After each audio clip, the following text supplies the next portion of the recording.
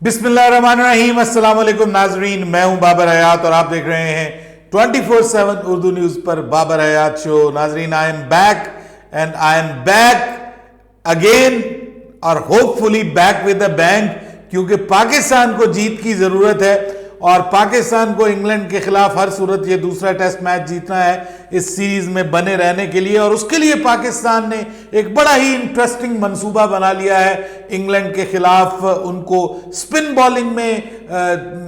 Bowling के जाल में फंसाने का रादर उन्होंने प्लान बनाया, लेकिन क्या ये मंसूबा पाकिस्तान का कामयाब होगा और क्या पाकिस्तान की जो टीम है वो टोनी हेमिंग्स के ऊपर भरोसा कर सकती है? पिछली 3 पिचेस में उन्होंने क्या किया हमारे साथ, अब हमें वो क्या सब्ज बाग दिखा रहे हैं। और उसके ऊपर जो पाकिस्तान ने प्लेइंग 11 अनाउंस कर दिया है, जिसमें एक नहीं, 2 नहीं, 3 स्पिनर और चौथा सलमान अली आगा भी बीच में है।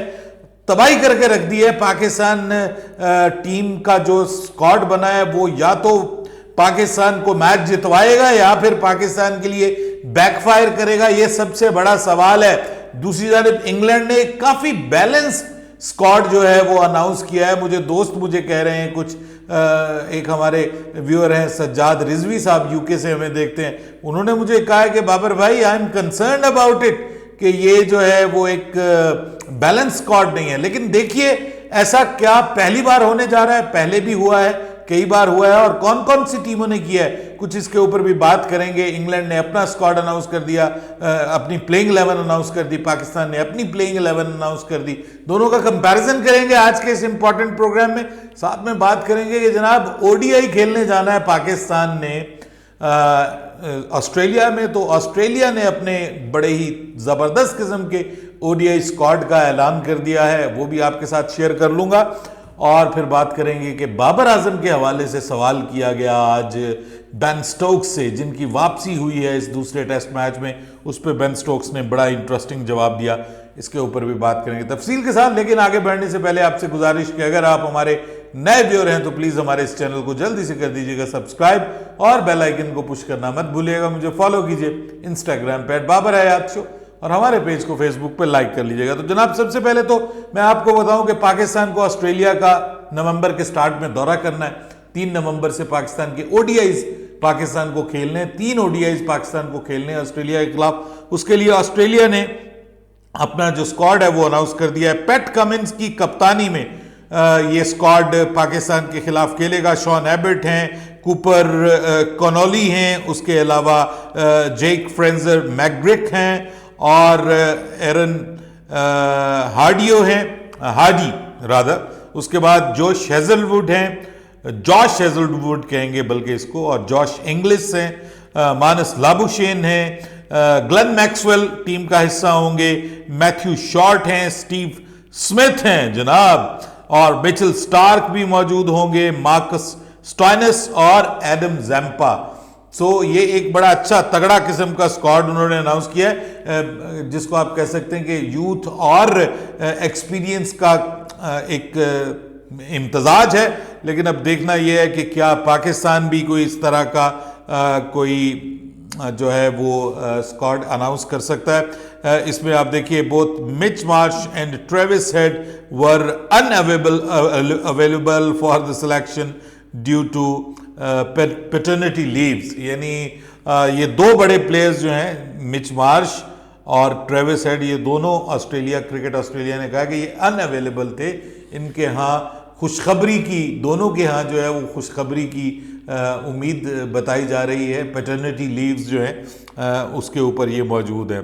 दूसरी जानिब पाकिस्तान और इंग्लैंड के दरमियान टेस्ट मैच को जीतने की गुत्थी को सुलझाने के लिए पाकिस्तान के जो सब बड़े हैं, बड़े वो सब सर जोड़कर बैठे और सब फिर आए कहां पे? मुल्तान। वहां पे आके वो मिले टोनी हेमिंग्स से, और टोनी हेमिंग्स जो कि पहले मैच में हमें हरे हरे और हरी हरी दिखा चुके हैं और फिर सुर्ख झंडी में वो तब्दील हो गई जब बांग्लादेश ने हमें दोनों टेस्ट मैचेस में लपेट मारा।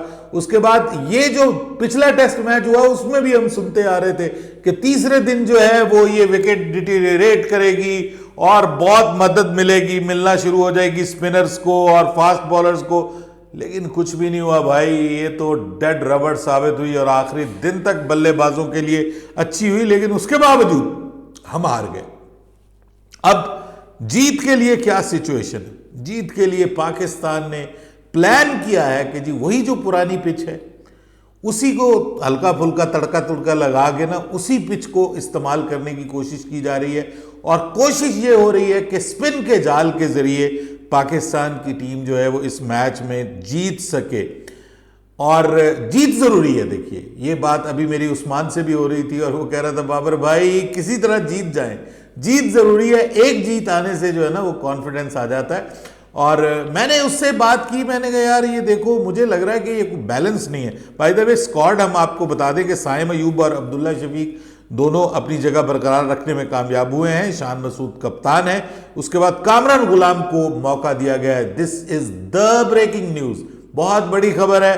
कामरान गुलाम के लिए ये बहुत बड़ा मौका है। हमने बहुत बात की है उनके हवाले से, डोमेस्टिक में अच्छा परफॉर्म करते रहे तो खुदा के लिए परफॉर्म कीजिएगा, ताकि हमारे पास बाबर आजम की एक रिप्लेसमेंट के तौर पे, एक बैकअप के तौर पे, I am not telling about replacement, Babar को कोई रिप्लेस नहीं कर सकता। बाबर अभी भी पाकिस्तान का सबसे बड़ा बल्लेबाज है और उनके बारे में पीसीबी ने भी, इवन आज अजहर महमूद ने भी ये कहा है कि हमने उसको रेस्ट दिया है ताकि वो दोबारा रिफ्रेश होके और अच्छे तगड़े तरीके से क्रिकेट में वापसी कर सके। बाय द वे आज शाहीन शाह आफरीदी ने भी पाकिस्तान टीम को जो है वो चीयर अप किया है और कहा है कि हम चाहते हैं कि हमारी टीम जो है वो दोबारा स्ट्रॉन्ग कम बैक करे। बहरहाल कामरान गुलाम के लिए बहुत सारी नेक तमन्नाएं, उम्मीद है वो पाकिस्तान के क्रिकेट फैंस का दिल नहीं तोड़ेंगे।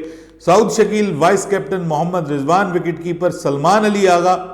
अब उसके बाद एक हैरान कुन मामला शुरू होता है, सिर्फ Aamir Jamal, the only and the lonely pacer in Pakistan team, जो पेस को देखेंगे इसके बाद शुरू होती है वो कहानी जो इधर भी जा सकती है और उधर भी जा सकती है। 3 स्पिनर, 3 प्रॉपर स्पिनर, और तीनों जो हैं वो डोमेस्टिक के बादशाह हैं जी।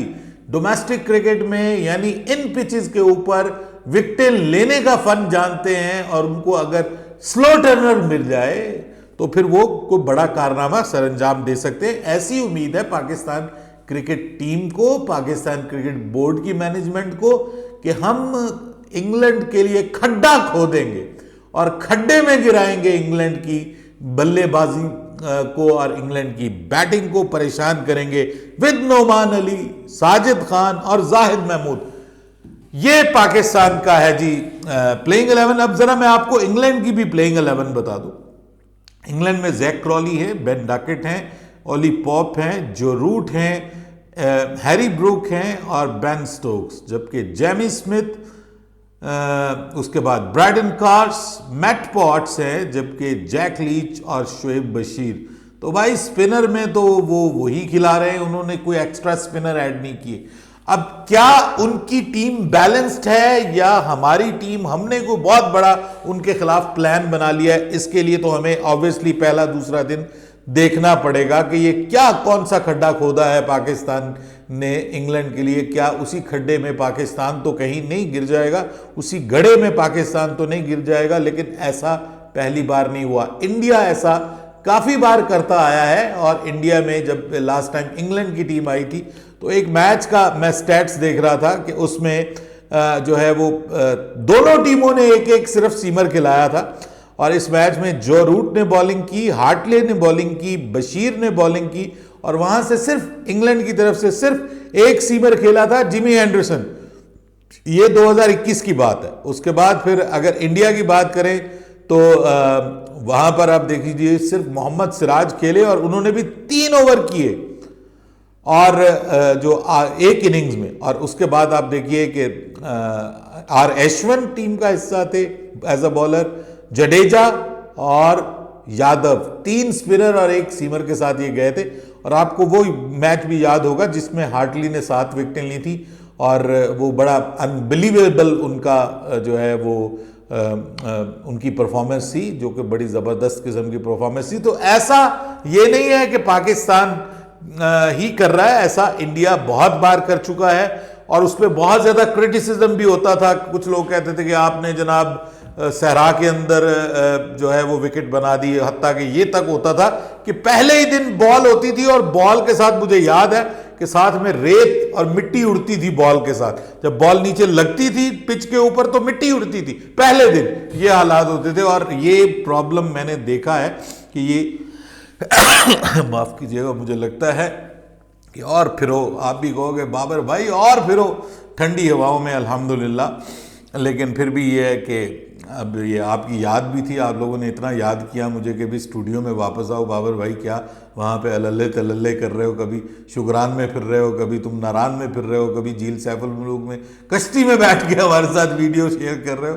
तो कुछ लोग तो मुझ पर तपे हुए थे, तो मैंने कहा चले घर पहुँच जाते हैं आज और जाके स्टूडियो में आपके साथ मिलते हैं। तो भाई ये तो अगर हम बात करें ना बैलेंस की, तो इंग्लैंड की टीम ज़्यादा बैलेंस्ड है। उसमें देखिए वो अब प्रॉपर 3 सीमर्स के साथ जा रहे हैं, 2 स्पिनर के। सीमर तो वैसे उन्होंने 2 ही खिलाए, लेकिन बात ये है कि उन्होंने अब बेन स्टोक्स आ गए ना, तो वो अच्छा खासा बोझ बॉलिंग का खुद उठाते हैं अगर वो फिट हैं पूरी तरह। तो प्रॉब्लम क्या है, हमारे पास सिर्फ आमिर जमाल है और कौन ऑप्शन है। एक शान मसूद कभी कभी जो है वो हमने उनको देखा कि हल्की फुल्की सीम कर लेते हैं, बहुत ही जिसको आप कहते हैं कि स्लो मीडियम फास्ट बॉलर है वो।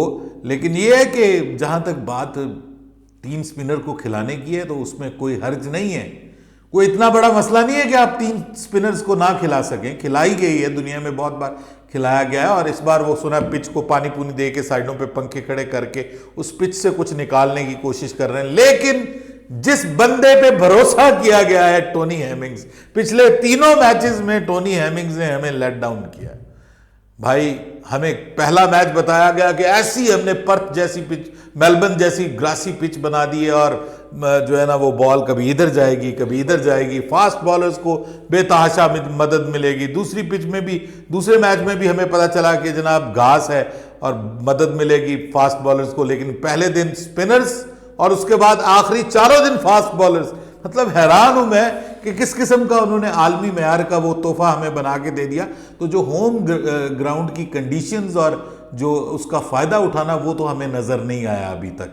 Sorry to say that Tony Hemmings साहब। अब टोनी हेमिंग्स ने जो पाकिस्तान की सिलेक्शन कमेटी को और पाकिस्तान टीम मैनेजमेंट को जो ख्वाब दिखाए हैं, उसमें तो ये लगता है कि यार भाई यहाँ से हवा में धूल उठेगी और बॉल जैसे ही पड़ेगी कोई इधर जाएगी कोई इधर जाएगी, और ब्रेक होगी और टर्न होगी, और तीसरे चौथे दिन जनाब हम मैच जीत के तो घर आ गए। भाई हमें जीत चाहिए, आप ऐसे जीतें या वैसे जीतें। लेकिन वो रिजवी भाई की बात मेरे दिल में है और मुझे थोड़ी सी खटकती है, क्योंकि मैंने जब भी पाकिस्तान को इस किस्म के एक्सपेरिमेंटेशन करते हुए देखा है ना व्यूअर्स, तो बाद में मुझे लगा है कि यार ये गले पड़ी है। देखिए पहला मैच था बांग्लादेश के खिलाफ, पाकिस्तान ने कोई स्पिनर नहीं खिलाया, 4 फास्ट बॉलर्स के साथ गया पाकिस्तान। मैं उसमें भी कहता था कि यार ये 4 फास्ट बॉलर्स के साथ जाना मुनासिब नहीं है, 3 फास्ट बॉलर्स बहुत होते हैं, 2 स्पिनर्स, 1 स्पिनर कम से कम जरूर, जैसी भी पिच हो उसके ऊपर आपको स्पिनर जरूर मदद देता है। और उन्होंने वही काम किया, उन्होंने 2 प्रॉपर बांग्लादेश ने स्पिनर खिलाए थे और वो मैच जीत गए। हम हार गए 4 फास्ट बॉलर खिला के। वादा किस पे किया, गजब किया, तेरे वादे पे एतबार किया मिस्टर टोनी हेमिंग्स। हमने आपके वादे के ऊपर एतबार जरूर किया, लेकिन धोखा खाया है। अब करें क्या कि अब पाकिस्तान के बड़ों ने ये सोच लिया है। मुझे बहुत अच्छा लग रहा है कि 3 स्पिनर होंगे, बॉल टर्न होगी, इधर उधर होगी, लेकिन भाई ये क्या, आपके पास जो बल्लेबाज हैं वो तो अपना जैक लीच की हल्की सी टर्न का मुकाबला नहीं कर सके, और पहली इनिंग्स में 3 और दूसरी इनिंग्स में 4 उसको आपने विकेटें दे दी।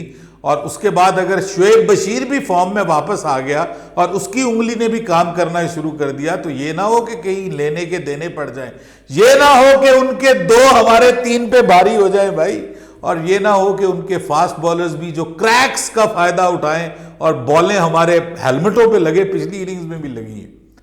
ये मुझे, मैं डाउटफुल हूं थोड़ा सा। बाकी my best wishes are with all the players. मैं ये समझ रहा था कि पाकिस्तान को बहुत ही अगर जबरदस्त किस्म की आपने टर्नर बनाई है ना, तो आपको 2 स्पिनर्स के साथ जाना चाहिए था और 2 सीमर्स के साथ।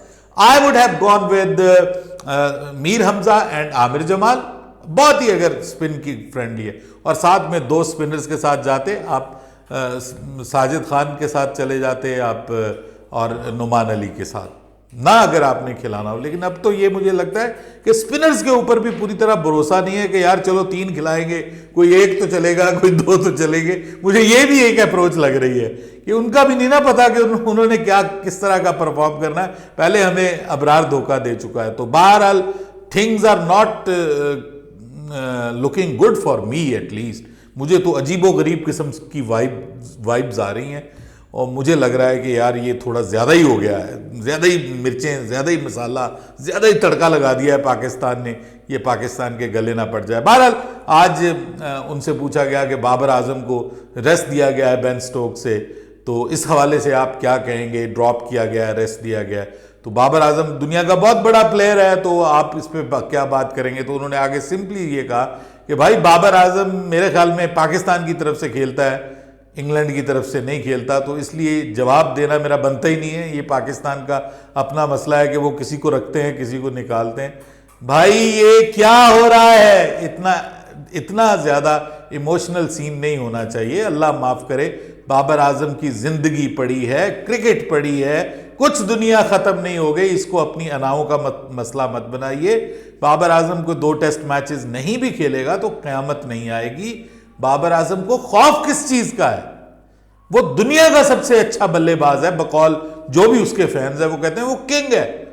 तो किंग को कभी भी खतरा नहीं होना चाहिए। बाज़-औक़ात बादशाह भी छुट्टियों पे जाते हैं तो उनके नायब पीछे काम कर रहे होते हैं, तो इसका मतलब ये थोड़ी होता है कि बादशाह चला जाए तो वो पीछे से जो है वो घबराना शुरू हो जाए कि जी मेरी हुकूमत चली जाएगी। ये ऐसा कमज़ोर बादशाह किया करते हैं। तो बाबर तो बड़ा मजबूत बादशाह है जी, बाबर तो वाकई बहुत बड़ा बादशाह था।